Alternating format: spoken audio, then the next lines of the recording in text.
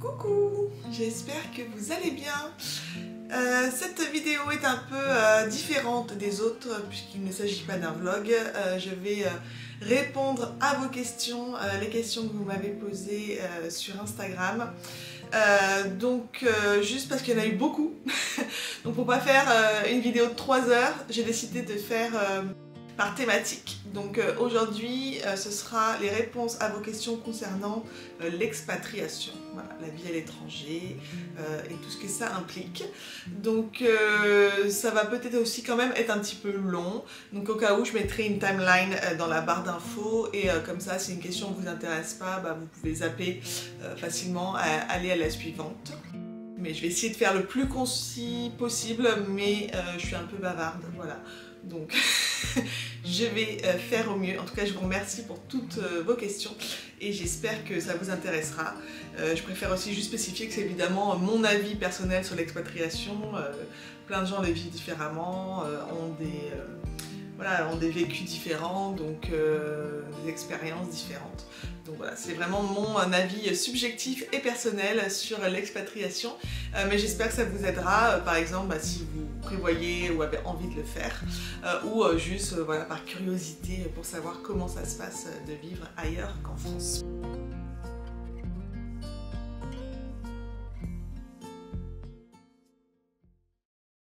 Alors, je me suis fait une petite fiche avec vos questions. Donc, on va commencer par la première qui est « Pas trop dur d'être expat ». Alors, pas dur du tout.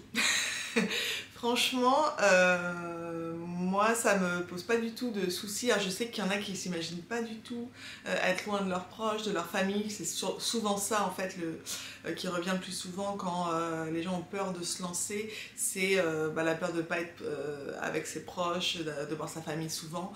Mais moi j'avais quitté le foyer familial à 17 ans pour vivre à Bordeaux parce qu'on vivait à la campagne.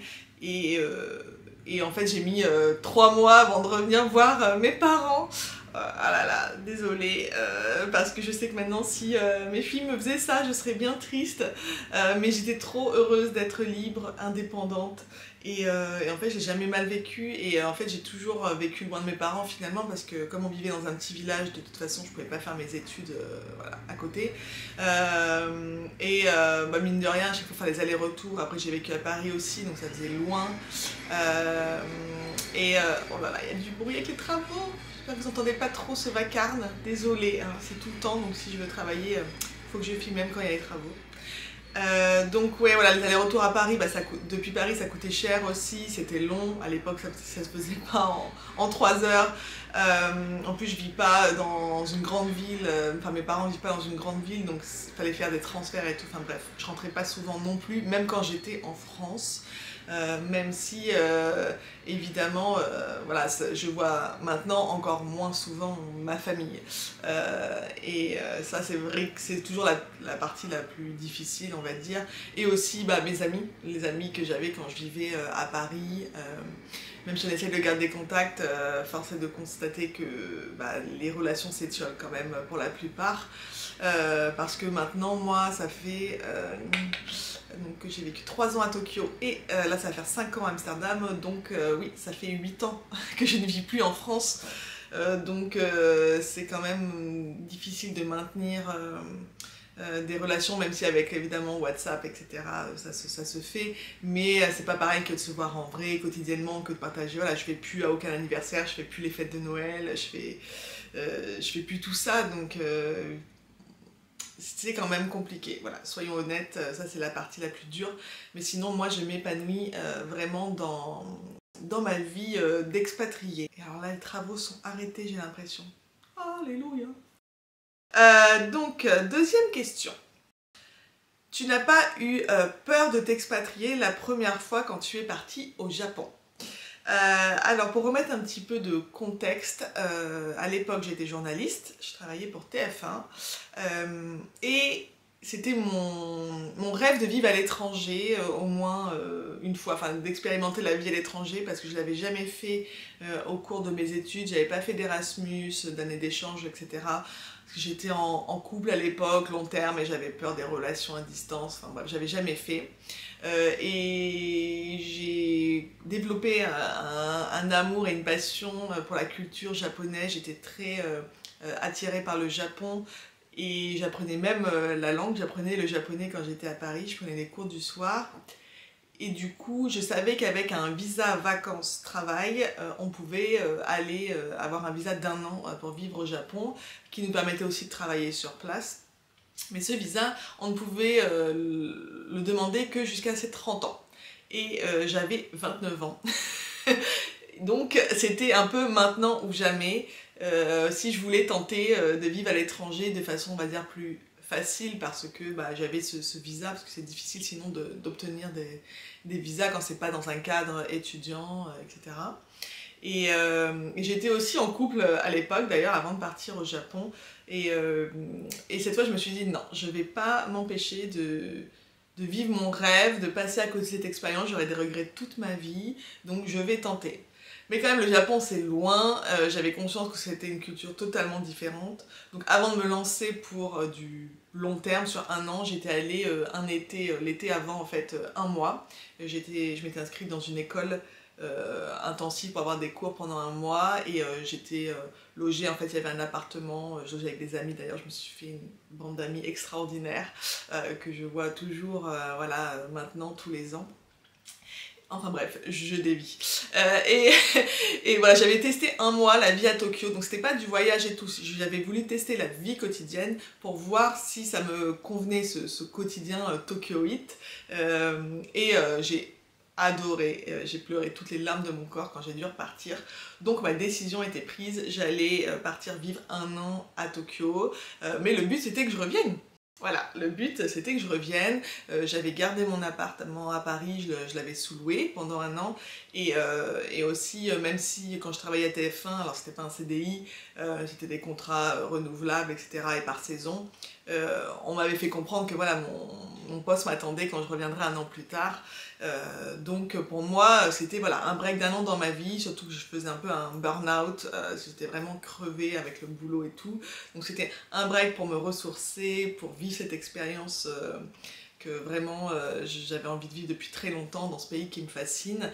Et puis ensuite revenir. Mais si vous me connaissez et me suivez depuis longtemps, vous savez qu'en fait rien ne s'est passé comme prévu, puisque finalement sur place j'ai rencontré Chou qui allait devenir mon mari, et donc je ne suis jamais revenue en France. Mais voilà, non, j'avais pas du tout peur finalement. Je vous dis, voilà, d'être allée 1 mois entier l'année d'avant m'avait rassurée, on va dire. Et puis moi, je suis un bélier un peu impulsif, et j'ai pas peur. Ouais, j'ai pas peur de me lancer comme ça. Voilà, je baragouinais, enfin, je parlais un peu japonais. Je savais que ça allait aller normalement. Ensuite, 3e question. Comment avez-vous décidé de vous installer à Amsterdam avec votre mari? Donc je vivais donc à Tokyo, donc au final je suis pas restée 1 an, je suis restée 3 ans, parce que donc j'ai rencontré Chou, on s'est mariés. Ça a été très, très vite en fait. Après 6 mois sur place, en fait, j'ai rencontré Chou. Enfin, je m'étais séparée du copain avec qui j'étais avant à l'époque, parce que bon, finalement la distance ça n'a pas fonctionné, a mis fin à notre couple. Et donc je me suis mise avec Chou, et nous, ça a été le grand amour tout de suite. Nous avons emménagé ensemble 2 mois après, et moins d'1 an après on se mariait en fait, voilà. Donc j'ai commencé à vivre une vie finalement qui n'était pas cette année de voyage que j'avais prévu, parce que mon but c'était vraiment de visiter tout le Japon. Donc ce que j'ai fait un road trip d'1 mois seul, j'ai fait aussi 15 jours seul à Hokkaido, etc. Avant d'être avec Chou, et après une fois que j'étais avec lui, qu'on vivait ensemble dans un quotidien, j'allais pas partir seule voyager, alors que lui travaillait à Tokyo et ne pouvait pas avoir de congé. Donc je suis restée dans cette routine, et j'ai cherché du boulot, et j'ai travaillé en correspondance pour Paris Match pour 20 minutes. Donc ça y est, j'étais rentrée dans une vie, on va dire, plus quotidienne et plan-plan au lieu de l'année de voyage que j'avais en tête. Et donc, bah, quand on vit comme ça, vraiment le quotidien à 100%, qu'on travaille, et encore moi je travaillais pas dans une entreprise japonaise. Ça franchement je crois que j'aurais pas pu. Voilà, les différences culturelles sont énormes avec le Japon. J'adore le Japon, j'adore les Japonais, mais les différences culturelles, surtout entre la France et le Japon, c'est vraiment un monde quoi. On peut pas faire plus opposé je trouve que la France et le Japon. Tout est différent, la façon de penser, enfin voilà, donc même en étant préparée, même en ayant plein de connaissances, parce que bah, j'avais lu plein de choses, enfin voilà, j'étais au courant. Quand on le vit, en fait, c'est plus difficile. Par exemple, la zéro flexibilité des Japonais. Vous commandez, je sais pas, une salade ou j'en sais rien, et vous demandez juste qu'il n'y ait pas les tomates dedans, non, c'est pas possible. Enfin, ce genre de choses en fait en France ou dans tous les autres pays européens ça se fait assez facilement, et ben en fait les Japonais c'est non, il faut pas gêner, il faut jamais demander à faire les choses différemment, etc. Et c'est pas que c'est bien ou mal, hein, mais c'est juste que c'est différent de ce à quoi on est habitué, donc au quotidien, bah, des fois ça embête. Et en fait, quand on a décidé de se marier, donc en fait on s'est marié civilement à la mairie, puis un an après on organisait une grande cérémonie avec tous nos proches. Et l'organisation de ce mariage pour moi ça a été un déclic parce que tout était compliqué, rien ne coulait de source, il fallait que je négocie pour tout, que j'explique. Enfin en fait c'était beaucoup plus fatigant que si j'avais fait ce mariage en France où bah, tout ce que je demandais était vraiment la base et la norme en France on va dire. Exemple concret, en fait les mariages au Japon ça dure 2-3 heures max, bon il n'y a pas de danse et tout ça, mais des mariages qui durent où on fait je sais pas un apéro, un dîner, qu'après on danse toute la nuit, non. Et donc pour trouver un endroit où on pouvait au moins espérer rester jusqu'à 22 heures, ça a été des recherches, des négociations, et voilà, c'était tout comme ça, et en fait c'était compliqué, et je me suis rendu compte que bah, la vie au quotidien, enfin, ouais, c'était après quand t'es vraiment dans le dur, que tu dois travailler, que tu dois organiser, que tu vis les vies, voilà, cette vie de te marier, éventuellement avoir des enfants, bah, que, voilà, là, que les différences culturelles se font plus compliquées. En plus, Shu, donc il est japonais, mais il a vécu la moitié de sa vie en fait à l'étranger, il a grandi, il vit au Japon que depuis ses 18 ans en fait, depuis l'université, donc lui il a vécu en Europe, aux États-Unis, au Canada avant ça, et lui finalement se sentait pas tant japonais que ça, il se sentait même plus européen et se retrouvait plus dans ma culture en fait, qu'il a grandi ces 7 premières années en Belgique, à Bruxelles, donc lui aussi était de mon avis et s'est jamais vraiment complètement acclimaté finalement aux normes japonaises, et en plus comme il était japonais, lui on attendait de lui qu'il agisse vraiment comme un japonais, donc lui aussi ça lui pesait, et surtout on ne se voyait pas en fait élever nos enfants au Japon.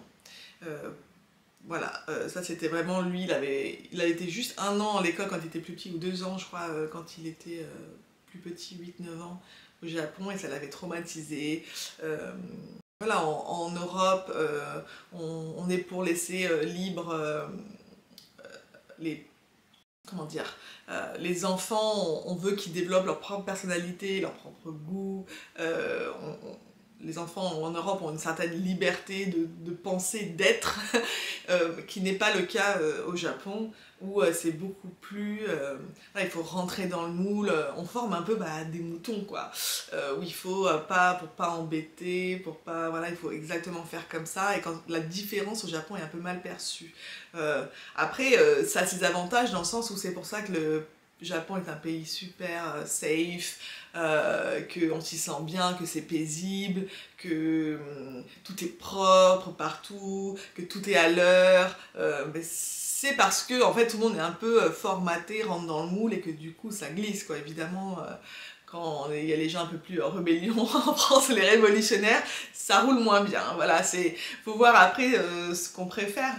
Mais nous, en tout cas, on voulait pas que nos enfants soient formatés, et donc on ne se voyait pas rester au Japon pour avoir une famille, et on avait envie de fonder une famille parce que j'avais 31 ans, voilà, j'allais sur mes 32, donc l'envie se faisait sentir, voilà. Et donc pourquoi Amsterdam? Parce que c'était ça la question. On cherchait un pays, une ville où, un peu neutre pour tous les deux, parce que quand j'étais au Japon, même si je parlais japonais et je le comprenais, mais je comprenais pas tout, et j'étais quand même vraiment limitée, notamment j'arrivais pas vraiment à lire, quoi, même si je connaissais une partie des kanji, mais pas assez pour pouvoir lire et faire des rendez-vous type docteur, etc. seule, donc quand même c'est assez handicapant au quotidien. Et Chou, lui, comprend pas mal le français, mais ne le parle pas, et voilà, n'aurait pas pu trouver de travail, en tout cas dans une entreprise française a priori. Donc lui ne se sentait pas non plus d'aller en France, et on voulait pas qu'il vive la situation que j'ai vécue au Japon, donc on cherchait un pays neutre où on parlait anglais, comme ça que tous les deux on pouvait être indépendants.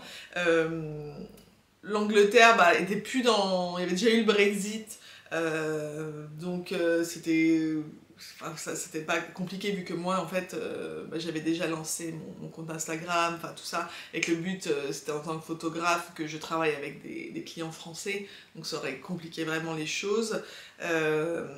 Donc après on a regardé, voilà, les pays limitrophes, et moi c'est vrai que j'ai toujours eu une super image d'Amsterdam. J'avais lu que les enfants aux Pays-Bas étaient les plus heureux du monde, que voilà, il y avait une atmosphère, j'avais l'impression que c'était un bon compromis entre la France, enfin les pays scandinaves, qu'on pourrait s'y retrouver. Parce que ce qui nous manquait aussi au Japon, c'était voilà, les gens sont gentils, mais c'est dur de créer des relations fortes, en tout cas avec des Japonais qui n'ont jamais vécu à l'étranger. Voilà, les gens vont pas aller vers toi et discuter, au contraire on essaie de pas embêter les gens, donc on parle pas, voilà, il n'y a pas de... même dans un ascenseur, personne va se dire bonjour ou je sais pas quoi. On est dans un ascenseur, au contraire, il faut pas dire bonjour, faut pas s'excuser, faut rien faire, pour pas te déranger en fait. Et moi en fait ces small talks, comme on dit en anglais, ça me manquait, Chou aussi, et donc en lisant des récits d'expatriés, on hésitait avec Copenhague aussi, et en lisant des récits d'expatriés sur des blogs, je me suis rendu compte qu'à Copenhague c'était un peu plus proche finalement du Japon au niveau, voilà, c'était un peu plus dur, les gens étaient peut-être un peu plus froids, c'était aussi plus cher, la vie là-bas est plus loin de la France. Alors qu'à Amsterdam, il y avait un peu ce côté plus chaleureux, plus facile de faire des connaissances, tout en ayant le côté qu'on aimait bien des pays scandinaves, c'est-à-dire kids-friendly, peu green, tout ça, la nature bien présente. Donc voilà, on s'est lancé, sachant que moi j'étais allée qu'une fois un jour, un week-end, et que Chou il était allé petit quand il avait 4 ans, je crois. Donc vraiment, on s'est dit allez, on y va, on tente. Et on ne regrette pas du tout notre choix. Alors, désolée, cette réponse était très longue, cette vidéo va être longue. Quels sont les avantages et les inconvénients de vivre à Amsterdam? Les avantages, la ville, pour moi c'est la ville parfaite, parce qu'il y a tout. Il y a tout ce que peut apporter une ville, donc de l'animation, des cafés, des restaurants, des magasins chouettes, des transports en commun facilités parce qu'on ne conduit pas, on peut tout faire aussi à vélo, mais il y a ce côté village en fait, c'est pas une ville immense, il y a vraiment ce côté village où on peut facilement avoir ses habitudes, la ville de long en large, en 30 minutes, 40 minutes maximum de tramway, et c'est fait quoi, c'est moins grand que Paris par exemple. Beaucoup moins grand que Tokyo. et aussi très très vert. Bon, déjà comme tout le monde est à vélo, franchement, on n'entend quasiment jamais de voiture. Là, voilà, dans ma rue, il n'y a pas une voiture qui passe jamais. Vraiment, c'est très exceptionnel, quoi. Il y a des voitures garées, mais en fait, les gens ont des voitures pour, des fois, partir en vacances, voilà. Mais sinon, au quotidien, ils ne les utilisent pas, donc il n'y a pas de pollution sonore, donc ça, je trouve ça vachement reposant. À 5 minutes à pied de chez nous, on a un parc, à 10 minutes, un autre parc, et c'est pas le petit parc, hein, c'est pas un square, c'est un immense parc avec lac, des arbres, des coins, jeux pour les enfants, etc. Donc la vie, en fait je peux tout faire à pied. Moi quand il y a eu le Covid, on s'est confinés vraiment quasiment pendant un an, parce que comme j'étais enceinte et tout, et qu'à l'époque on savait pas trop, donc vraiment je sortais pas, et on est resté que dans notre quartier pendant un an, et on pouvait tout faire, quoi. Il y avait tout à disposition, donc c'est quand même vraiment avantageux. Donc ça c'est vraiment, voilà, la vie en elle-même est géniale, il y a vraiment une super atmosphère, donc ça c'est vraiment un point qu'on a apprécié. L'autre avantage c'est que tout le monde parle anglais, donc, évidemment la langue nationale est le néerlandais, mais à Amsterdam tout le monde parle anglais, de l'enfant de 3 ans à la personne âgée de 80 ans, donc dans la vie quotidienne, alors il faut évidemment soi-même parler anglais, mais moi je parle anglais avec Chou, on parle anglais non-stop, je suis bilingue, donc c'est même plus naturel pour moi de parler presque anglais que français, donc voilà, au quotidien c'est génial, on n'a pas cette barrière, donc ça c'est un autre avantage, ça facilite quand même. C'est pas loin de la France, s'il y a besoin on peut y aller facilement. Moi je peux à Bordeaux, parce que ma famille est dans le sud-ouest, donc il y a des avions en 1h30, on y est, et sinon si je dois me rendre à Paris pour le travail, le Thalys on y est, par contre c'est très cher, hein. Voilà, mais s'il y a besoin je suis pas loin en fait, comme mon papa était malade et que j'ai dû faire plusieurs allers-retours avant son décès pour l'accompagner, c'était faisable quoi. Quand on était au Japon, ça aurait été plus compliqué par exemple. Autre avantage, et pour moi l'un des plus gros, c'est les Néerlandais sont tellement kids friendly. C'est-à-dire que les enfants ici ne gênent pas. Ils sont les bienvenus partout, et tout est fait pour faciliter la vie des parents aussi. Et ça c'est un truc énorme. Alors évidemment quand on n'est pas parent soi-même au départ, c'est pas on ne se rend pas compte, en fait, moi j'avais pas conscience quand je vivais en France, donc j'avais pas d'enfants, que la France n'était pas kids friendly. Mais quand on a des enfants, qu'on vit aux Pays-Bas et qu'ensuite on va en France avec ses enfants, waouh, le choc est très rude. Donc ouais, ici, je sais pas, dans tous les restos, il y a un coin jeu pour les enfants, où il y a toujours des jouets au moins mis à disposition ou quelque chose. Il y a des tables à langer, des chaises hautes partout, quasiment. Et plus que juste le côté matériel, c'est l'attitude des Néerlandais, quoi. Ils considèrent les enfants comme des personnes à part entière, et ils vont toujours leur parler, leur dire bonjour. Enfin, Lily Rose, ma fille, est née depuis son plus jeune âge, mais dès qu'on sort et qu'elle parle un peu, qu'elle baragouine ou qu'elle dit coucou, tout le monde va toujours lui répondre, tout le monde va discuter un peu avec elle, le boucher, le fleuriste, juste le passant, ouais, je sais pas, dans le tramway, les gens, et puis pas forcément que des gens qu'on pourrait penser qui pourraient être kids friendly, c'est-à-dire que même quand un jour on était dans un magasin de bricolage et il y avait un homme, je sais pas, d'une trentaine d'années, qui était un peu habillé en métalleux, tout seul, qui était tout seul et tout, c'est pas la personne que tu t'attends qui va être attendrie, et je sais pas, il est venu à nous de lui-même en me disant « Oh, elle est trop mignonne votre fille », elle commence à interagir avec elle, et c'est comme ça pour tout, quoi. Même les ados, qu'on pourrait penser qu'ils s'en foutent des petits, ils sont toujours un mot gentil, toujours sympas, tout le monde propose toujours de nous aider si on est en galère pour aller dans le bus ou j'en sais rien. Et ça, franchement, au quotidien, ça change la vie, et c'est génial aussi pour les enfants, quoi, parce qu'ils interagissent au quotidien avec plein d'adultes, et ils se sentent considérés, et surtout on ne gêne pas. Nous on se sent jamais de gêner, et puis moi j'allaite partout, j'ai jamais senti un seul regard, non, franchement ça c'est pour moi plus énorme avantage, c'est ça quoi. C'est vraiment génial d'être avec des enfants ici, et il y a des playgrounds, des aires de jeux partout, bien fait, bien adapté, enfin... Voilà, l'enfant est heureux ici et on sait pourquoi. Donc ça, c'est autre gros avantage. Et les Néerlandais, de manière générale, je les trouve, moi, vachement sympas, accueillants. En tout cas, moi, dans mon quartier, quand je suis arrivée... Alors maintenant, il y a pas mal de Français, je dois dire, et pas mal d'expats. Mais quand on est arrivé il y a 5 ans, dans notre rue et dans le coin, on était les seuls Français expatriés. Dans ma rue, il n'y avait que vraiment des Néerlandais. Et...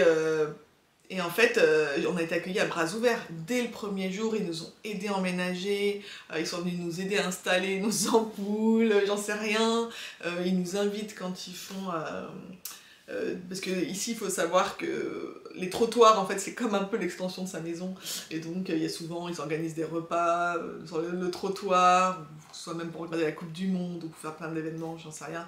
On est toujours invités pour un barbecue, pour la fête des voisins, regarder un match de foot, ou j'en sais rien. Toujours, ouais, on s'est senti tout de suite très, très bien accueillis. Et franchement... à part peut-être 2-3 fois où j'ai senti un peu personne saoulée aussi parce que je parlais pas néerlandais ou quoi, mais sinon jamais. On se sent toujours super bien ici, donc ça c'est le gros avantage. J'ai oublié de parler d'un autre énorme point positif à Amsterdam, c'est le sentiment de sécurité. En tant que femme déjà, je n'ai jamais été en 5 ans abordée par un homme, reçue de commentaires déplaisants, être draguée, etc. Alors que c'était quotidien lorsque je vivais à Paris. Et de manière générale, on se sent vraiment en sécurité. Si je suis dans un café seule, je peux, l'esprit serein, aller aux toilettes. Et je sais que mon téléphone et mon ordinateur ne vont pas disparaître de la table. Alors que quand je vivais... à Paris, voilà, je me suis fait voler plusieurs fois mon téléphone, pas des pickpockets, quand j'étais au cinéma, dans les transports en commun ou juste en marchant. Voilà, c'est vraiment, ça c'est vraiment agréable et j'avais le même sentiment à Tokyo. Voilà, en fait, que ce soit à Tokyo ou ici, on a plusieurs fois, des fois même perdu notre téléphone, oublié, et on l'a toujours retrouvé par exemple. Donc ça, c'est quand même très agréable. Pour les inconvénients, la météo. On va pas se mentir, la météo, c'est pas le point fort d'Amsterdam.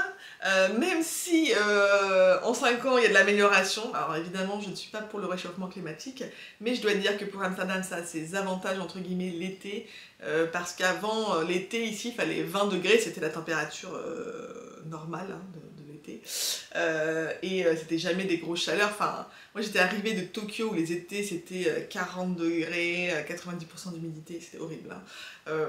Mais donc du coup j'avais plein de tenues on va dire estivales. J'ai dû attendre 3 ans pour reporter des tenues estivales ici, parce que vraiment l'été, tu sortais à peine en t-shirt des fois quoi. Donc il y a ça, et il y a aussi beaucoup de pluie et du vent. Pour moi encore pire que la pluie, c'est le vent. Le vent est toujours très fort et frais souvent. Donc ça c'est plus dur moralement.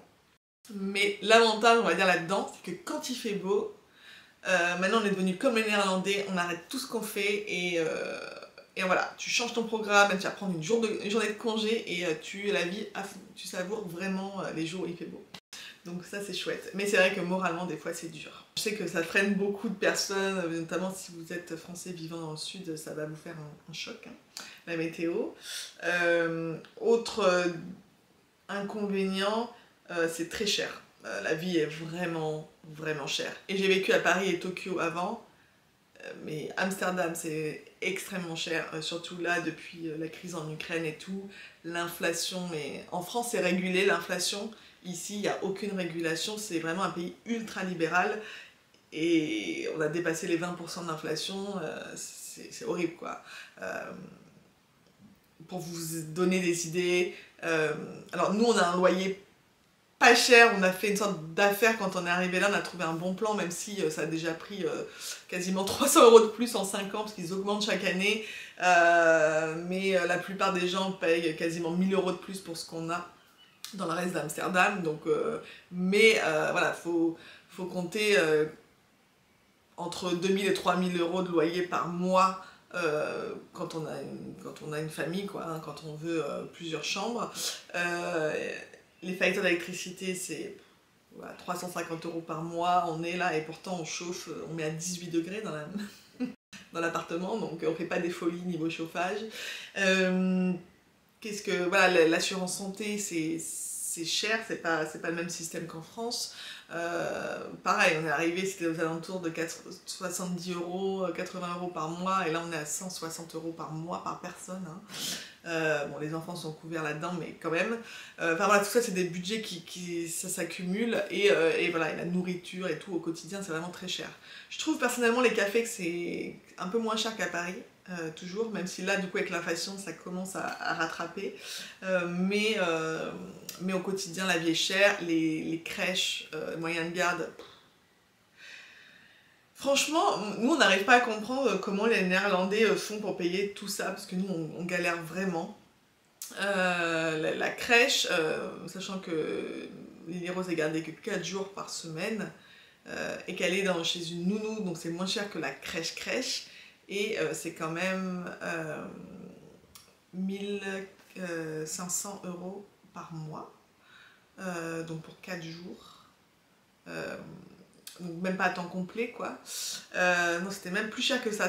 Après, c'est qu'on a quelques aides aussi, mais ouais, en gros, il faut compter 3000 € par mois si vous voulez à temps complet un moyen de garde ici. Voilà. Donc c'est quand même énorme. Il y a quelques aides du gouvernement selon vos revenus, si les deux parents travaillent, mais ça reste un énorme budget. Voilà, il faut le savoir. Et en plus c'est difficile, là, il y a une crise un peu les crèches et tout, c'est difficile de trouver des places. Donc ça aussi, voilà, il faut bien se renseigner en amont.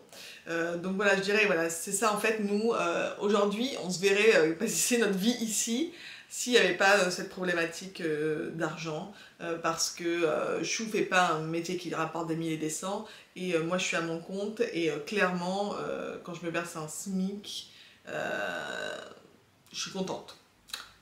Et là en plus, avec mes grossesses, les postpartum compliqués, etc., j'ai pas eu énormément de revenus ces derniers temps, et donc on puise sur nos économies, mais là les économies on arrive à bout. Et voilà, on se dit que là, à l'heure actuelle, si ça continue comme ça, si on n'a pas plus de revenus, on ne pourra pas rester plus d'1 an ou 2 ici, quoi. Donc ça, c'est triste quand même. Donc voilà, ça c'est le gros inconvénient. Et le dernier, je dirais, le langage, le néerlandais. Je suis désolée, mais en fait, autant j'adorais le japonais, donc ça me motivait à apprendre, autant le néerlandais, j'arrive pas à m'y mettre, alors que je sais qu'il faut que je m'y mette, parce que mes filles le parlent, enfin Lily Rose voilà, le parle très bien, elle nous parle en néerlandais même des fois, on comprend rien, on comprend quelques mots mais évidemment pas tout, et elle va rentrer à l'école néerlandaise, donc va falloir qu'on s'y mette, mais c'est dur, c'est dur, voilà, c'est pas la langue la plus mélodieuse, dirons-nous. Donc voilà pour avantages, inconvénients, et du coup la question suivante est un peu... je peux faire du coup la transition, c'est qu'est-ce qui te freinerait à venir vivre en France?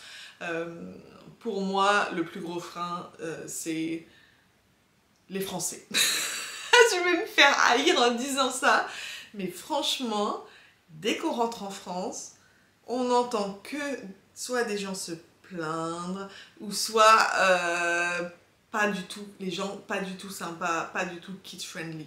Alors après, ça dépend peut-être, je tombe peut-être mal à chaque fois, et ça dépend peut-être de ma région, ou j'en sais rien, j'ose espérer, et je sais qu'il y a des gens sympas en France, parce que la preuve, mes abonnés, je les adore, on adore échanger, et voilà, mais je sais pas, à chaque fois qu'on rentre, on rencontre plein de soucis, bon, il n'y a rien qui marche, les trains marchent pas, il y a des retards, nanana, on n'entend que des gens se plaindre, je sais pas, il y a des vibes négatives, quoi, il n'y a pas, c'est vraiment différent d'ici, et surtout avec nos enfants, voilà, alors soit on nous ignore complètement et zéro aide si on galère et tout. Je me souviens que la première fois quand on était rentré en France avec Lily Rose, c'est la première fois de notre vie qu'on allait en France du coup avec un enfant, et on cherchait juste un restaurant avec une chaise haute pour manger, qu'elle puisse s'installer, quoi. Et on a dû faire 10 restaurants à Bordeaux pour trouver un qui avait une chaise haute, et on se sentait vraiment pas accueillis.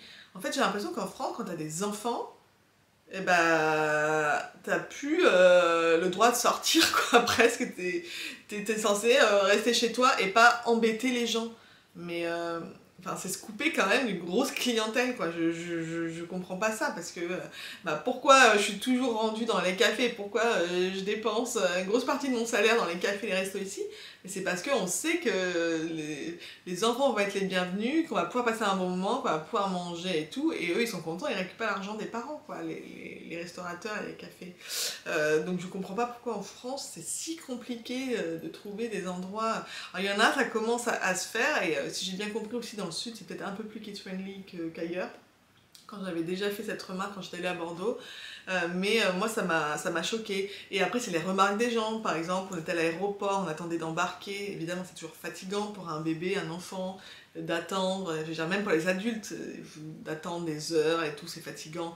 Et en plus c'était l'embarquement à l'heure de la sieste, bref, Lily Rose pleurait, qu'est-ce que j'entends, moi j'étais un peu plus loin, et je passe devant ce couple un peu âgé, je dirais 50-60 ans, qui dit oh là là, ça y est, cet enfant là qui arrête pas de pleurer, et évidemment le père qui dit rien, cette nouvelle génération. Non, je suis allée les voir et j'ai dit non mais de quel droit vous nous jugez quoi, mais moi ça m'a mis hors de moi, et ça typiquement, et ben, c'est à chaque fois que je vais en France, si j'entends ce genre de réflexion quoi. Et même quand je suis à Amsterdam et que des fois il y a des Français touristes, j'entends ce genre de réflexion et je me dis mais au secours. Ouais, franchement ça pour moi c'est un gros blocage, j'ai l'impression. Lily Rose elle disait bonjour, je me souviens coucou à tout le monde et personne n'engageait la conversation, elle se prenait des gros vents la pauvre et tout, enfin j'étais là mais c'est trop triste quoi, enfin franchement ouais c'est... Moi, pour moi, c'est un gros. L'autre chose qui me fait que j'ai pas envie d'y aller. Il y a cette atmosphère pesante, je trouve, en France. Alors, j'ai conscience hein, que c'est difficile, la crise économique et tout aussi. Mais aussi, je pense que beaucoup de Français se rendent pas compte de la chance qu'ils ont de vivre en France. Et je pense que ça, on s'en rend compte quand on est expatrié, justement. Moi, quand j'étais au Japon, je me suis rendu compte de la chance qu'on avait. D'avoir accès à plein de choses gratuitement. Alors gratuitement évidemment quand on paye nos impôts et tout, on participe à payer l'éducation gratuite, notre assurance santé, mais c'est vraiment rien comparé aux sommes qu'on doit payer dans d'autres pays pour avoir accès à l'éducation, pour avoir accès à la santé, etc. Et tout ça, en fait, je pense que les Français s'en rendent pas compte parce que c'est acquis depuis tellement de temps. Et moi, la première, quand je vivais en France, je me rendais pas compte. Même ne serait-ce que la nourriture, tout ce qu'on a. On est aussi un pays où il y a la mer tout autour. Enfin, on a une qualité de vie, de différents paysages. La France, c'est un pays super riche. Et franchement, j'adorais pouvoir me dire, allez, je rentre en France parce qu'il y a tellement de choses à faire en France. C'est beau, on adore tous les deux la nourriture française. J'aimerais pouvoir mettre mes filles à l'école française, ce serait beaucoup plus simple pour moi. Même pour le travail, ce serait plus simple. Mais ouais, franchement, et Chou aussi en tant que, bah mine de rien il est japonais, donc il n'est pas français, en tant que minorité, même si les Français adorent les Japonais, mais lui, bah il se sent pas forcément bienvenu quoi. Donc ouais, c'est cette atmosphère-là et c'est dommage parce que vraiment la France a plein de qualités, il y a plein de choses, mais à chaque fois qu'on en fait, on y pense, on se dit ah peut-être que, et après on va en France passer quelques jours et on revient, on est là, ah non mais on pourra jamais aller vivre en France. Donc voilà, désolée si je me mets des gens à dos, ici je parle en toute transparence et honnêteté, et encore une fois c'est mon vécu personnel, je sais très bien que c'est pas partout pareil en France, et qu'évidemment il y a des gens ouverts d'esprit, et que voilà, mais c'est une atmosphère générale, et quand j'en parle avec d'autres personnes expatriées, on est quand même, je dirais 95% tous d'accord, hein. Donc voilà, c'est des choses qui reviennent quand même pas mal. Question suivante. Donc tu as déjà dit que vous n'envisagez plus de vivre en France. Est-ce que le Japon est une option? Le Japon n'est pas une option. Parce que donc, nous ne souhaitons pas, comme j'avais expliqué, que nos enfants soient élevés au Japon et scolarisés au Japon, donc ça bloque pas mal.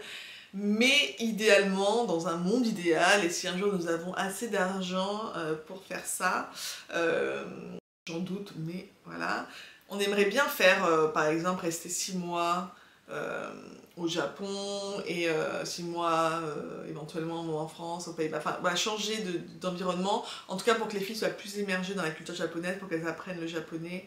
Il n'y a pas de secret, je veux dire, même nous, si on parle avec elles, etc., je vois qu'à chaque voyage qu'on fait, ou quand les parents de Chou sont venus 3 semaines chez nous cet été, Lily Rose a fait un bond dans son apprentissage du japonais, donc c'est important, et aussi pour elle, pour connaître cette culture, donc Chou aimerait bien, et moi aussi j'aimerais bien pouvoir me dire, bah voilà, 4 mois par an ou quoi, on peut vivre au Japon, mais techniquement c'est quand même compliqué, parce que ça voudrait dire qu'on peut pas évidemment quitter notre logement où on vit là à Amsterdam, donc il faut payer un loyer ici, plus un loyer au Japon, puis les filles seront scolarisées ici, donc on peut pas non plus, après à partir d'un certain âge, juste dire on s'en va 4 mois, enfin ça demanderait une organisation quand même et pas mal d'argent. Donc déjà là on a un voyage de prévu en mai pour aller au Japon, et les prix sont devenus dingos depuis la guerre en Ukraine.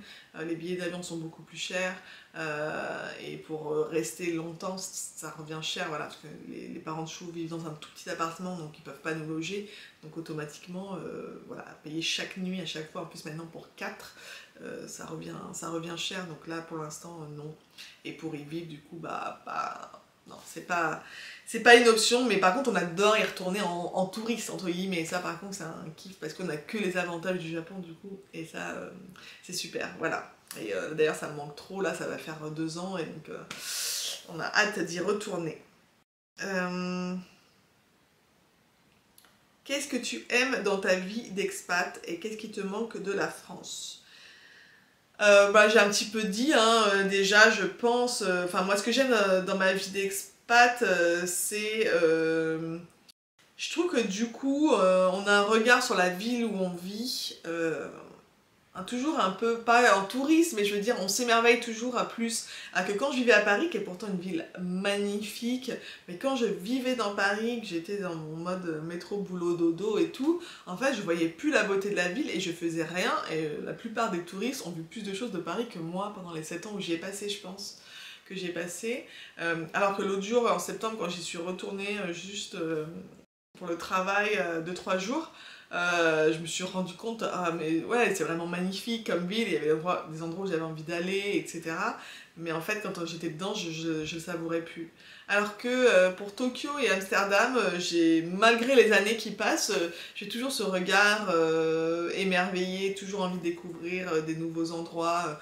On est toujours, tout en vivant au quotidien ici, un peu dans le voyage quand même. Donc ça c'est chouette. Après, c'est vachement enrichissant je trouve, déjà parce que quand on est expatrié on rencontre plein d'autres expatriés, et pas forcément français, hein, mais plein de gens du monde entier. Je veux dire nous on a des amis italiens, enfin de toutes les nationalités, donc ça c'est enrichissant de rencontrer toutes ces personnes, d'échanger au quotidien, de partager. Je trouve que ça permet une ouverture d'esprit aussi, et d'évoluer en tant que personne. Moi je suis arrivée à Tokyo, j'étais la française, je pense cliché, qui se plaignait beaucoup, qui jugeait quand même un peu pas mal, parce que ça aussi c'est un autre trait caractère, hein, voilà, soyons honnêtes. Enfin, j'avais un petit peu ces défauts à la française, et aussi ses qualités, hein, j'espère. Mais voilà, Chou me l'a fait remarquer, m'a appris à avoir un regard différent sur les choses. Ça, le Japon, par contre, m'a apporté ça, c'est que je pense que je suis plus dans le respect aujourd'hui, des différences, d'une ouverture d'esprit, plus consciente des choses. En Japon, j'ai découvert vraiment une spiritualité en allant dans les sanctuaires, les temples. Donc tout ça, ça ouvre à plein de choses, des belles rencontres. Donc ça, c'est ça qui est génial dans la vie d'expat. Les inconvénients, par contre, clairement, c'est que, pour moi, le plus gros inconvénient, c'est que du coup, quand on est expatrié, les seuls voyages qu'on fait, enfin en tout cas nous, financièrement, on peut pas se permettre de faire 10 000 voyages, et donc du coup, les seuls qu'on fait, c'est pour voir notre famille, quoi. Donc moi qui adorais voyager avant et découvrir plein d'endroits, je le fais plus. Les seuls endroits où je vais aller, où je vais, c'est en France, quoi.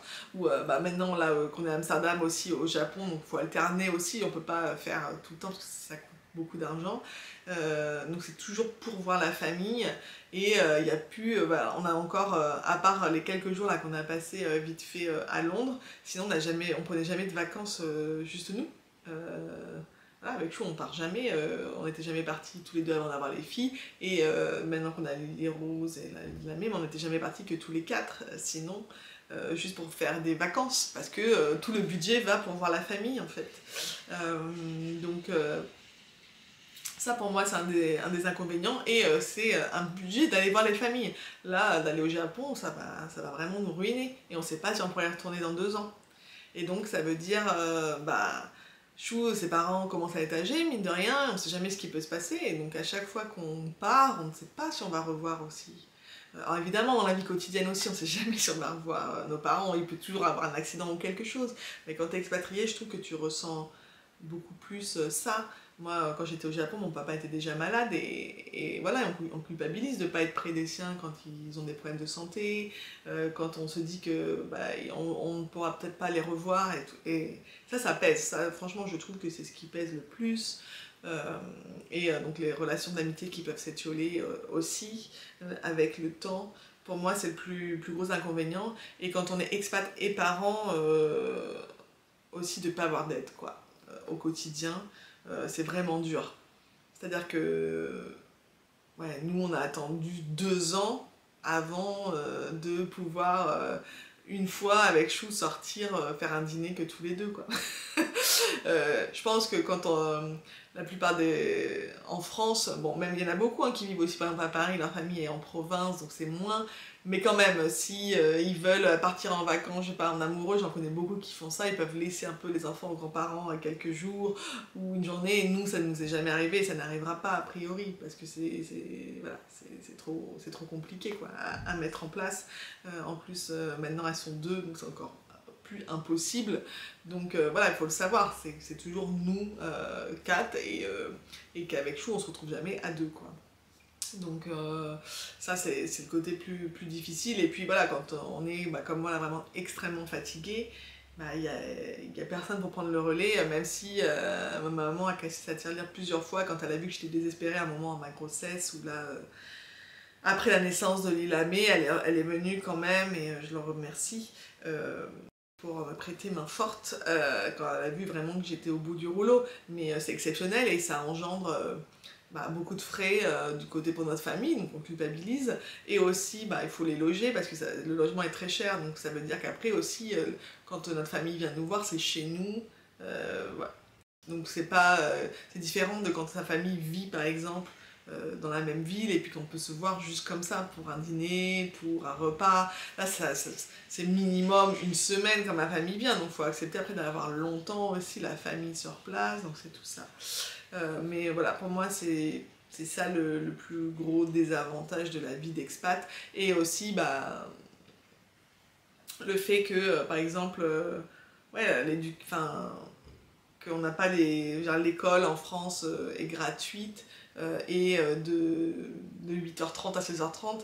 Ici, si on va dans l'école publique, c'est gratuit, mais les cours s'arrêtent à 15h, donc après il faut payer une sorte de garderie après, qui en fait revient à encore payer l'équivalent d'une crèche tout le temps, en fait, toute la scolarité des enfants, ce genre de choses. Financièrement aussi, c'est le plus gros impact. Je sais pas, peut-être que je me répète, désolée. Alors, pourriez-vous vous imaginer vivre en Belgique ? Non. Désolée. Pourtant, Chou a grandi à Bruxelles, et d'ailleurs on y est allé cet été avec ses parents pour faire un petit peu un voyage rétrospective, mais personnellement non, on n'est pas attiré, enfin on n'a aucun intérêt pour nous d'être là-bas, quitte à être dans un pays francophone ou aller en France, quoi, voilà. Est-ce que la non-connaissance du néerlandais est un frein pour vous ? Non, comme je le disais, pas du tout. À part maintenant, voilà, Lily Rose va entrer à l'école néerlandaise, et je trouve que là, ça commence à être un frein. On fait des visites d'école et tout, c'est en néerlandais, même si on peut toujours après poser nos questions en anglais.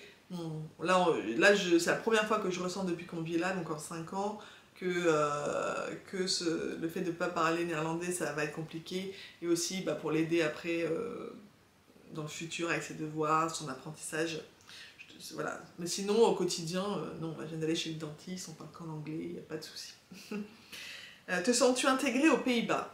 Ouais, moi je me sens vraiment intégrée. Comme je vous disais, voilà, on connaît tous nos voisins qui sont néerlandais.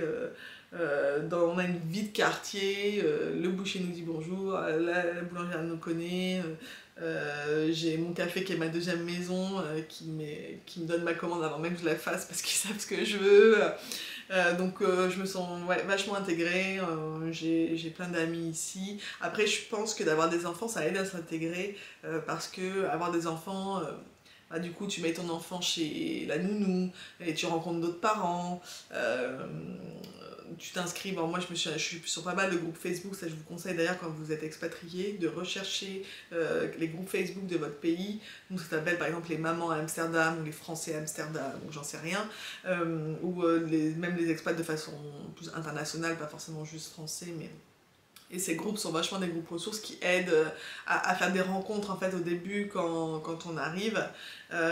Après, on va pas se mentir, j'ai pas d'amis néerlandais. Genre d'amis avec qui je vais sortir et voir et tout, quoi, tu vois. Pourquoi je ne sais pas. Peut-être que ça va venir après quand Lily Rose va entrer à l'école et que du coup on va rencontrer plus de parents, voilà.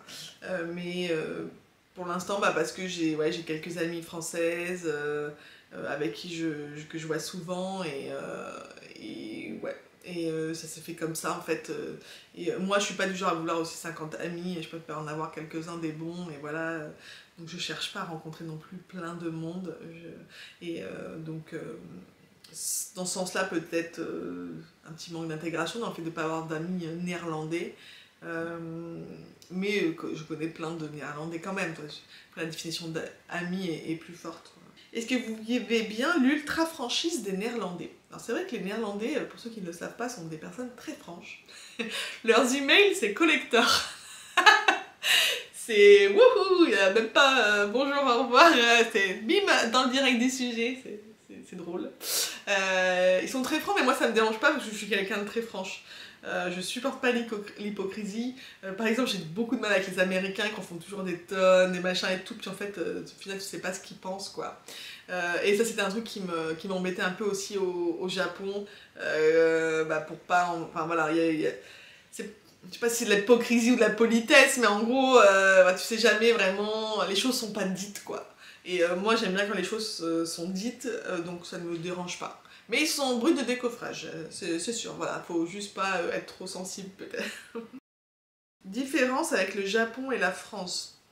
Je crois que j'ai déjà à peu près dit, grosse différence culturelle. Ouais, je pense que c'est ça le plus gros. Après, les Japonais adorent la France et la France adore les Japonais.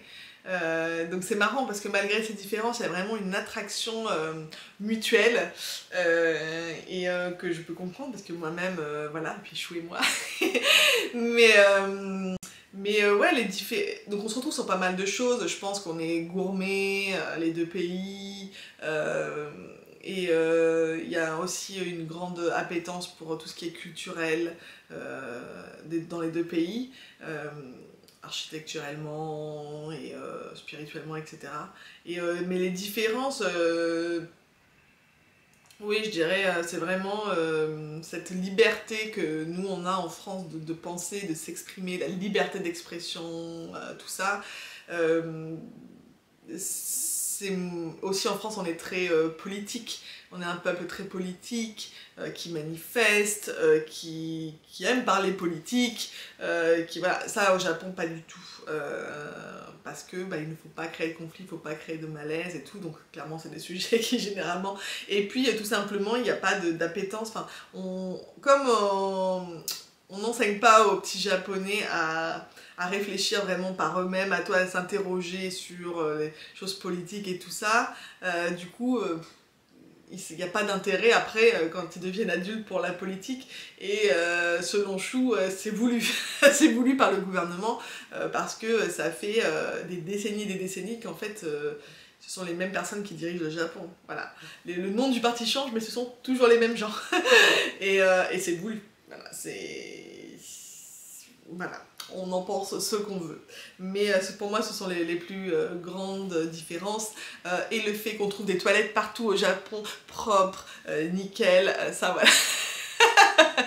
Ça pour moi, c'est une grande différence aussi. Comment se passe l'éducation des enfants aux Pays-Bas jusqu'ici? Alors jusqu'ici, en fait, on n'a pas vraiment commencé parce que l'école ici commence à 4 ans. Donc Lily Rose va rentrer à l'école en septembre prochain. Et d'ailleurs, j'ai commencé à tourner des images du prochain vlog, enfin même du 3e vlog cette semaine. Je suis en retard après le temps de monter et tout, où je fais un grand laïus sur le système éducatif aux Pays-Bas, dans quelle école ira Lily Rose, quel est le système, pourquoi on a choisi l'école néerlandaise, etc. Alors, nouvelle question que vous me posez très souvent. Comment se passe l'acquisition de plusieurs langues pour les filles? Donc c'est en effet un sujet intéressant, déjà quand on vit à l'étranger, même quand on a des parents tous les deux français. Nous c'est vrai que notre situation est un peu plus complexe, dans le sens où donc Chou est japonais et parle japonais, moi français, et nous parlons tous les deux en anglais, et le Pays-Bas, la langue nationale est le néerlandais.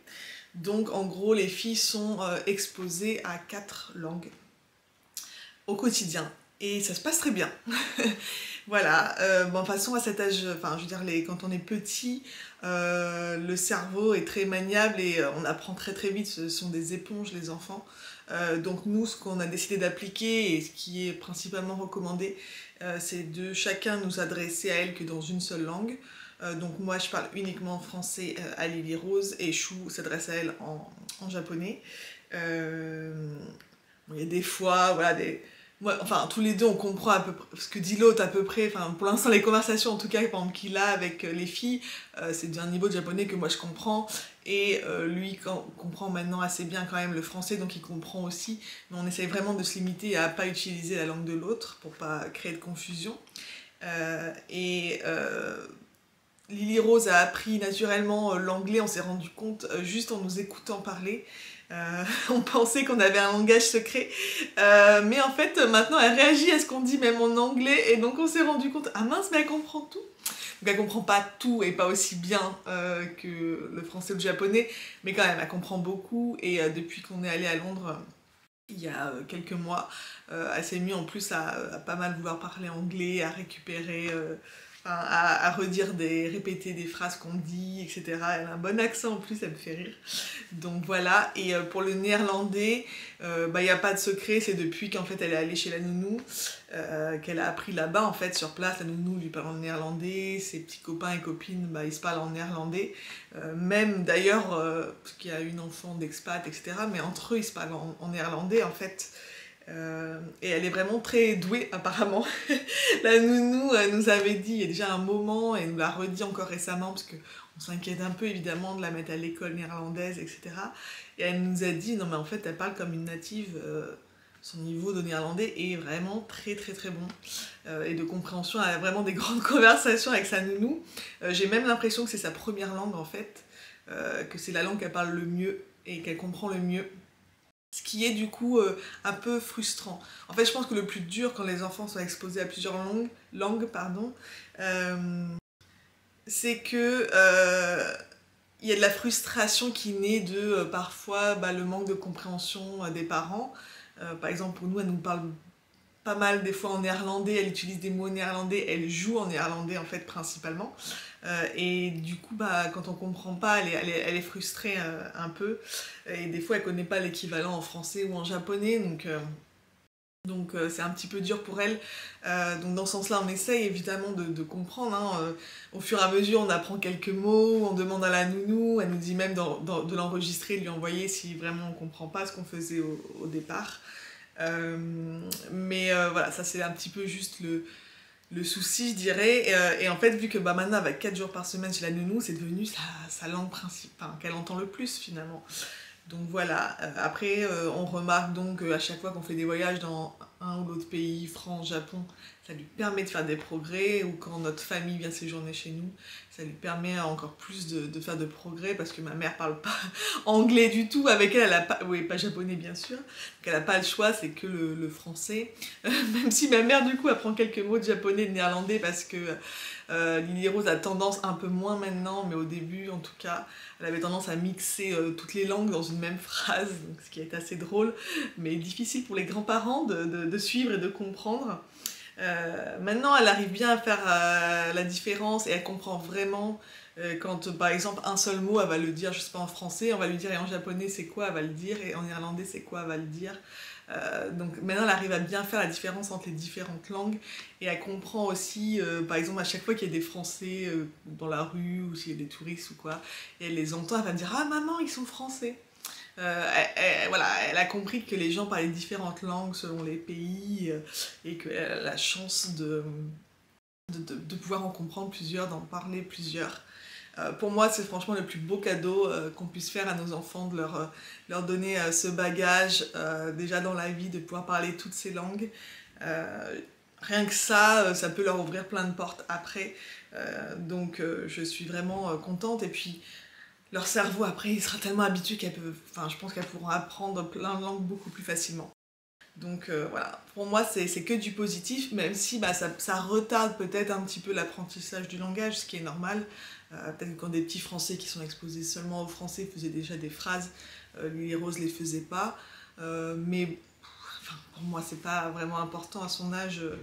Je m'en fiche qu'elle fasse déjà des phrases parfaites ou pas maintenant. Je sais que ça viendra. Donc voilà, on se fait pas de soucis. Il y avait une dernière question, je crois,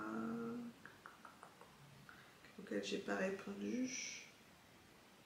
Ben non, Ah si, que te réjouis-tu de faire au Japon cette année? Oui, j'ai mis cette question dans cette vidéo parce que après elle n'est pas dans les autres non plus.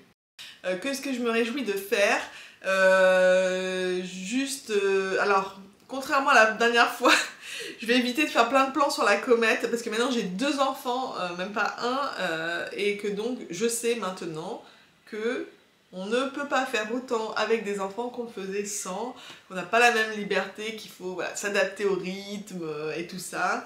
Donc je vais essayer pour éviter d'être frustrée, de ne pas faire 10 000 plans.